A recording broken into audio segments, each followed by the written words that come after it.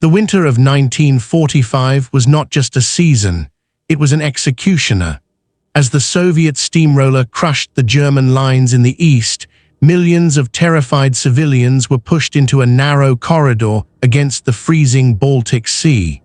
This was Operation Hannibal, a desperate race against time. Among the fleet of over 1,000 vessels was the Wilhelm Gustloff. Built as a luxury liner for the Strength Through Joy program, she was never meant for war. But on this day, she was the only bridge between life and a certain violent death. At the port of Gdynia, the scene was a descent into madness. The temperature had plummeted to -18 degrees Celsius. The air was so cold it felt like glass in the lungs. Imagine 10,000 people, their clothes frozen to their skin, pushing toward the gangplanks. Thousands were rejected. Mothers, in a state of absolute hysteria, were seen passing their infants over the heads of the crowd, begging strangers on the deck to save the child even if the parent was left behind to face the Red Army.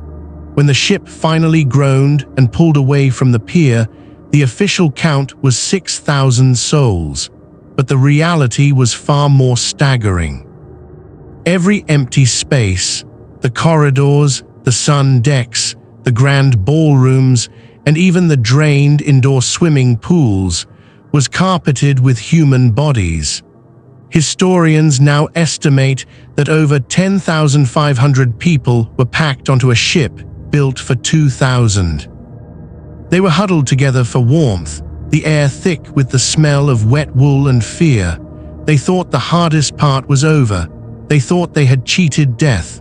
As the Gustloff reached the deep, black waters of the Baltic, a deadly debate broke out on the bridge. There were 4 captains on board, and they could not agree on a course. One wanted to stay in the shallow waters to avoid submarines, while another feared mines and insisted on the deep sea. Fate chose the deep. To make matters worse, a radio message arrived claiming a German minesweeper convoy was approaching. To avoid a collision in the blinding snowstorm, the Gustloff made a catastrophic mistake. She turned on her red and green navigation lights. In the pitch-black abyss below, Soviet submarine S-13 was waiting. Its commander, Alexander Marinsko, was a man desperate for a kill to clear his tarnished reputation. Through his periscope, he saw the glowing lights of the Gustloff cutting through the snow. To him, this wasn't a ship of refugees, it was a 10,000-ton trophy. For 2 agonizing hours, the submarine stalked the liner, matching its speed, waiting for the perfect angle. Marinsko called his crew to battle stations. In the cramped, red-lit belly of the sub, 3 torpedoes were prepared. Each was painted with a vengeful slogan, "For the motherland, for Leningrad, and for the Soviet people." At exactly 9:16 p.m., the sea erupted. The first torpedo ripped into the bow. The second shattered the swimming pool area, turning the decorative tiles into lethal shrapnel that shredded hundreds of young women stationed there.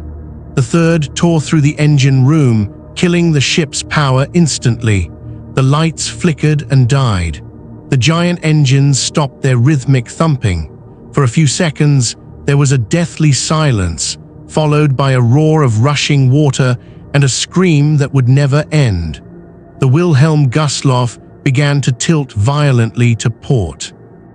In the pitch darkness, the 10,000 people on board realized the ship was a sinking tomb. Panic was not a strong enough word. People were crushed in the narrow stairways as they fought to reach the upper decks. Because the temperature was so low, the lifeboats were encased in inches of solid ice.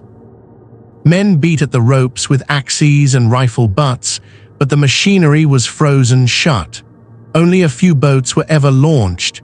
The rest hung uselessly as the ship leaned further into the black waves. The Baltic Sea in January is a liquid grave. The moment the refugees hit the water, the cold didn't just chill them, It attacked their central nervous systems. Thermal shock killed thousands in less than 2 minutes.